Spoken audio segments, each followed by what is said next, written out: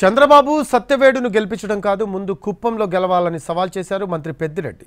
తనని ఇష్టం వచ్చినట్లు తిడితే టీడీపీకే ఓట్లు పోతాయన్నారు. చంద్రబాబు తిట్ల పురాణానికి భారీ మెజార్టీతో గెలిచి సమాధానం చెబుతామన్నారు పెద్దిరెడ్డి. నన్ను ఇంకా ఎక్కువగా తిడితే ఇంకా ఎక్కువ ఓట్లు వస్తాయి మాకు, ఇక్కడ ఉన్న రియాక్షన్ చూస్తూ ఉండవు కదా నువ్వు అని చెప్పి చాలామంది అందరూ కూడా బాధతో అందరూ చెప్పాను. సార్ వాడు చాలా చెడ్డగా మాట్లాడినాడు సార్, దుర్మార్గుడు ఇది అది పర్వాలేదు, ఇబ్బంది ఏం లేదని చెప్పాను. దానికి తోడు ఈరోజు మీరు చూశారు నాకు నామినేషన్కి వచ్చిన జనాల కంటే ఇంకా ఎక్కువగా ఇక్కడ కనపడుతూ ఉన్నారు. అందరూ కూడా చాలా వాలంటరీగా వచ్చారు, ఇంట్రెస్ట్తో వచ్చారు. మనం వాళ్ళందరికీ కూడా ఒకే సందేశం ఇచ్చాము, జగన్మోహన్ రెడ్డి గారు ముఖ్యమంత్రి అయితేనే మనం అందరూ బాగుంటాము.